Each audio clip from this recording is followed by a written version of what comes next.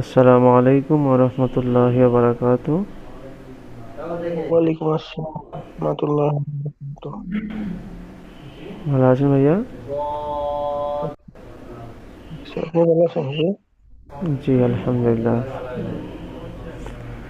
আপনাদের তাহলে নতুন আগে পুরানো সবকটা হয়ে গিয়েছিল, তানবিন, নুন সাকিন এবং তানবিনের বর্ণনা, এটা হয়ে গিয়েছিল তাই তো?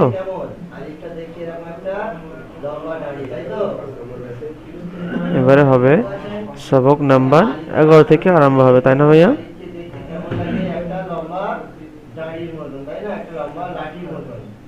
হ্যালো,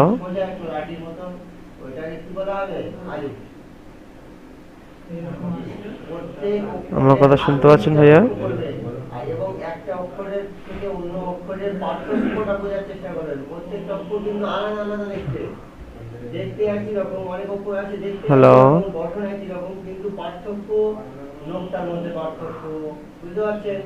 কোন অক্ষর দেখতে অনেকটা একই রকম, হালকা একটু পার্থক্য, ভাইয়া যেমন আপনার মিউটটা অফ হয়ে গিয়েছে, মিউটটা অন করেন। পার্থক্য খেয়াল করবো প্রত্যেকটা জিনিসের। যেমন দেখেন আলিফটা, আলিফটা কেমন দেখতে, আলিফটা একটা লম্বা সোজা হ্যালো, দাড়ি, একটা বন্ধের মতো, তাই না? একটা লাঠির মতো। তারপরে বা, বাটা অনেকটা যেমন দেখতে নৌকার মতো, অনেকটা দেখতে এরকম কি, এরকম নৌকার মতো, তাই না? কিন্তু বায়ের স্পেশালিটিটা কি আছে, বাইরের নৌকার মতো দেখতে হলে নিচে একটা এরকম কুর্তি হতে হবে, যেমন একটা ফোঁটা হতে হবে, তাই না? একটা ওটাকে ফোঁটাটাকে কি বলা হয় জানেন? ফোঁটাকে বলা হয় নুক্তা। হ্যালো, কি বলা হয়? নুক্তা।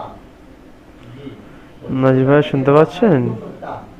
তো বাটা তো দেখতে এরকম নৌকার মতন হলে কি হবে, ওর নিচে একটা নুক্তা দিলে তবে হ্যালো, বা হবে। বুঝতে পারছেন? আকৃতি ওরকম, কিন্তু নিচে একটা নুক্তা দিলে তবে সেটাকে বা বলা যাবে। তারপরে দেখেন আকৃতি ওই একই সেম নৌকার মতন, কিন্তু উপরে দুটি নোকতা। কটি নোকতা? দুইটি নোকতা।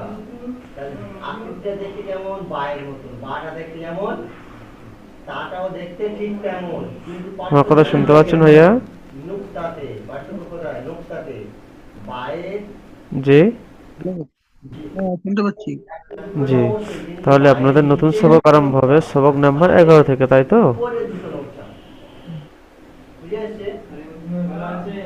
বায়ের নুন হলো সাকিন নিচে এবং একটা নোকতা, আর তায়ের তানবিনের উপরে দুটো ইজহার, নোকতা। তাই না? দেখতে আকৃতি হ্যাঁ, মানে আকৃতিটা দেখতে সেম টু সেম একই এবারে রকম, এই দুটো কিন্তু কায়দা ভালো করে ওই নোকতাতে আছে, বুঝে নেবেন। তাই না?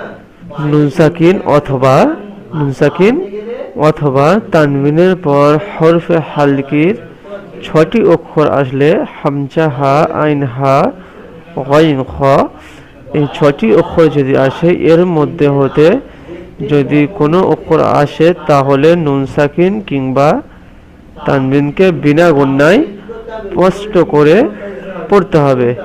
এক কথায় যেটা সঠিক হবে, তানবিন এবং নুন সাকিনের পরে হরফে হালকি 6টি অক্ষর আসলে হামজা, হা, আইন, হা, গইন, খ, এই 6টি অক্ষরের মধ্যে একটি অক্ষর যদি তানবিন এবং নুন সাকিনের পরে আসে তাহলে বিনা গুণায় স্পষ্ট করে পড়তে হবে। বুঝতে পেরেছেন? হুম। জি। কায়দাটা একবার বলেন। তায়ের হুম। উপরে দুটো নোকতা। এর পরে হরফে হালকের 6টি অক্ষর থেকে হামজা, হা, আইন, হা, গইন, খা হতে যদি কোনো অক্ষর আসে তাহলে সাকিন কিংবা তানবিনকে তাহলে বিনা গুণায় স্পষ্ট করে তায়ের উপরে যখন আমি পড়তে হবে। আর একটা নোকতা জি, বাড়িয়ে দেবো, তখন কি হবে? যেমন তাটা তো এইটা হয়ে দেখেন। যাবে তা হয়ে যাবে আচ্ছা, ধরুন আমি এই আয়ের উপরে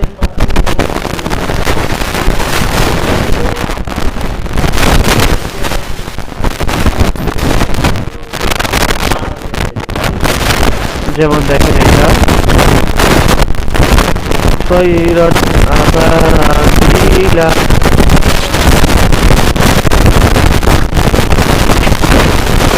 যেমন এখানে তৈরত তৈরত আবাবিলা ধন্যবাদ। এটা বানান করে পড়েন। জি, সাউন্ড হইতেছে বোঝা যাইতেছে না। বাইরে থেকে আওয়াজ যাচ্ছে।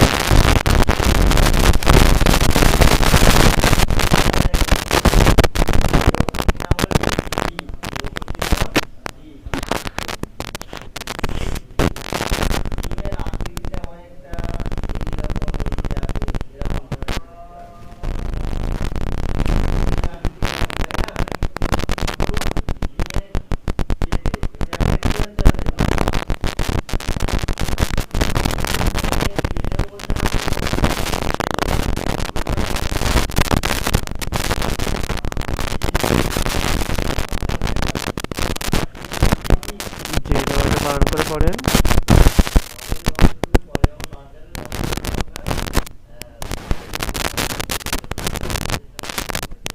আমার কথা শুনতে পাচ্ছেন ভাইয়া? ওই সাউন্ডটা কেটে কেটে আসতেছে, মানে কোনো আলাদা কোনো সাউন্ডের অসুবিধা হইতেছে।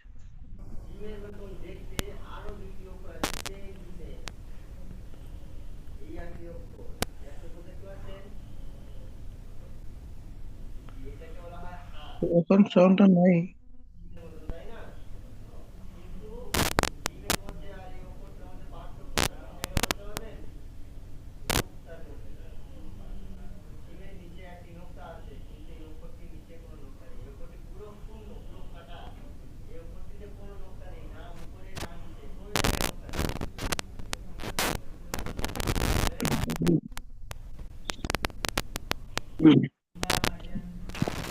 দেখেন ভাইয়া এখন আসছে।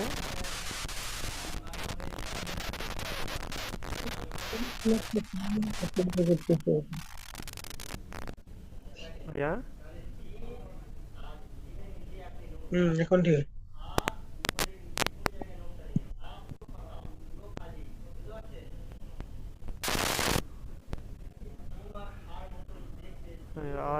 আওয়াজ আসছে?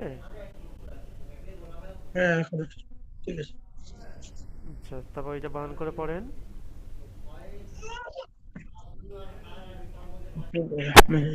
তাহলে জবর তাই, রা, আলিফ জবর রান, তাই রান, হামজা জবর আ, বা আলিফ জবর বা, তাই রান আবা, বা ইয়াজের বি, লাম জবর লা, তাই রান আবাবিলা।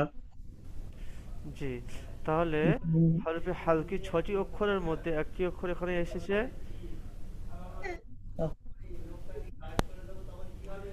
তৈরন হরফ আবিলা।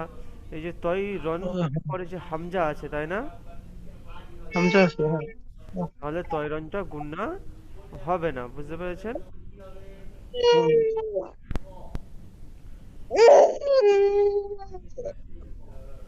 তৈরন আবাবিলা। তারপর একটা দেখেন, তারপর একটা বানান করে পড়েন। জুরুফিন হারিন, জিম পে জু, র পে শু, জুরু, ফা দুই জের ফিন, জুরুফিন, হা আলিফ জবর হা, জুরুফিন হা, র দুই জের রিন, জুরুফিন হারিন। জি, আলহামদুলিল্লাহ। তাহলে জুরুফিন হারিন, তাই না? হুম, তাহলে এখানে বলেন হরফে হালকি ৬টি অক্ষরের মধ্যে কয়টি অক্ষর এখানে এসছে? একটি। তানবিন এবং নুন সাকিনের পরে যদি হরফে হালকি ৬টি অক্ষর আসে তাহলে তানবিন এবং নুন সাকিন বিনা গুণায় তাড়াতাড়ি পড়তে হবে। যেমন এখানে ফা দুজের ফিন, তারপরে কিন্তু হরফে হালকি ৬টি অক্ষরের মধ্যে একটি অক্ষর এসছে, সেটা হলো হ্যাঁ, হা। তাহলে জুরুফিন এটা তাহলে গুণা হবে না। হবে না, কারণ তানবিন এবং নুন সাকিনের পরে হরফে হালকির একটি অক্ষর এসেছে বলে ওই জন্য গুণা হবে না। হবে না। জি, আলহামদুলিল্লাহ।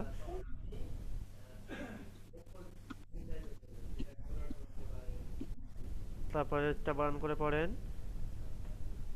ইয়া, ওয়াও জবর ইয়াও, মা, মিম জবর মা, ইয়াও মা, হামজা জের ই, ইয়াও মা ই, জল দুই জের জিন, ইয়াও মা ই জিন, আইন জবর আ, লাম ইয়া জবর লাই, আলাই, হা আলিফ জবর হা, আলাইহা, ইয়াউমা ইযিন, আলাইহা।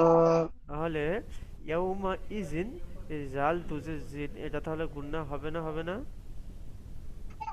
এটা গুণা হবে না, এটা হরফ হালকি ছয় করে আইন আসছে। জি, হরফে হালকি ৬টি অক্ষরের মধ্যে একটি অক্ষর তানবিন এবং নুন সাকিনের পরে এসেছে, তাই না? জি, তাহলে হরফে হালকির তাহলে কায়দাটা বুঝতে পেরেছেন? হ্যাঁ, জি, এবং যে ৬টা অক্ষর ওগুলো মনে করে রাখবেন। যদি মানে বুঝতে পারেন জিজ্ঞাসা করে নেবেন, ঠিক আছে ভাইয়া? হ্যাঁ। এবার তারপরে দেখেন সবক নাম্বার ১২, হুম, নুন সাকিন এবং তানবিনের ইখফা। এখানেও এরকম তানবিন এবং নুন সাকিনের পরে হরফে, ওখানে কিন্তু হরফের হালকি যে ৬টি অক্ষর ওগুলো কিন্তু তানবিন আর নুন সাকিনের পরে আসলে গুন্না হবে না।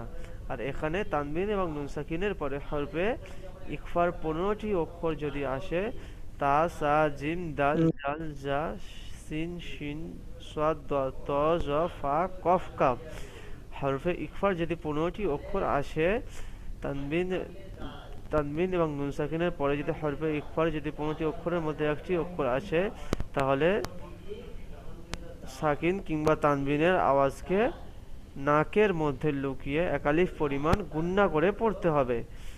বুঝতে পেরেছেন? হুম, হুম, জি, যেমন তাহলে মেন কায়দাটা কি হলো? তানবিন এবং নুন সাকিনের পরে যদি হরফে ইখফার ১৫টি অক্ষর আসে, তাহলে তানবিন এবং নুন সাকিনের আওয়াজকে নাকে ধরে একালিফ পরিমাণ গুণনা করে পড়তে হবে। ব্যাস, এইটুকাই কায়দা। এবারে ওই যে ১৫টা অক্ষর আছে, এই ১৫টা অক্ষর ভালো করে দেখে নেবেন, মুখস্থ করে নেবেন, ঠিক আছে ভাইয়া? হুম। রয়ের মতন সেম সেম আর একটা অক্ষর আছে, এই যে নিচে দেখেন, এই দেখতে পাচ্ছেন?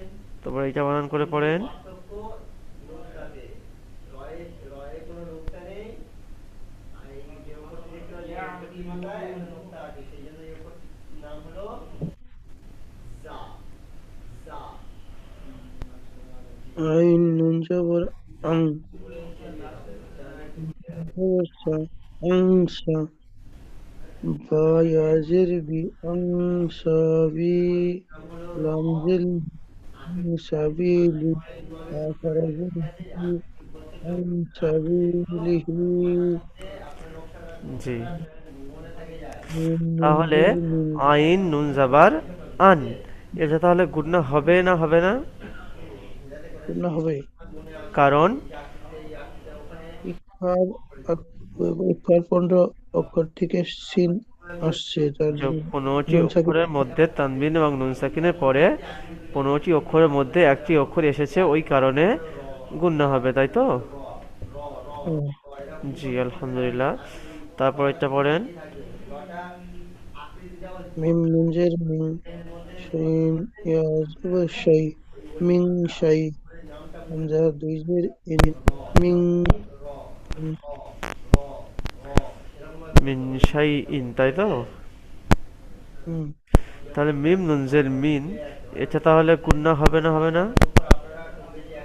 পূর্ণ হবে। কারণ শিন আসছে ১৫ হরফ থেকে, একটা শিন আসছে নুন আর সাকিনের পর। ১৫টি অক্ষরের মধ্যে একটি অক্ষর তানবিন এবং নুন সাকিনের পরে এসছে, ওই কারণে গুণনা। দেখতে সেম সেম অক্ষর, জি, আলহামদুলিল্লাহ। এটাকে বলা হয় জা, জা।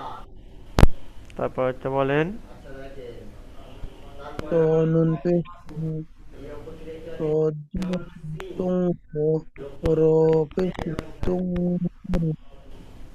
র ওয়া পেশ রু, তুং সরু, নুন জবর না, তুনসারুনা। তাহলে তা নুন পেশ সুন, এটা তাহলে গুণনা হবে না, হবে না?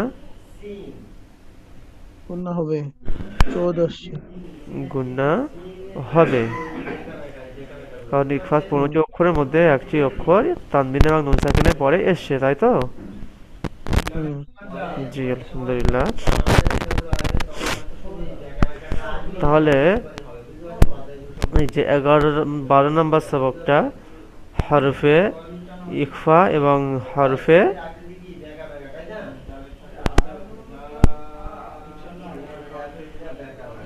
হালকি, এই দুটো কায়দা ভালো করে দেখে আসবেন, ঠিক আছে ভাইয়া?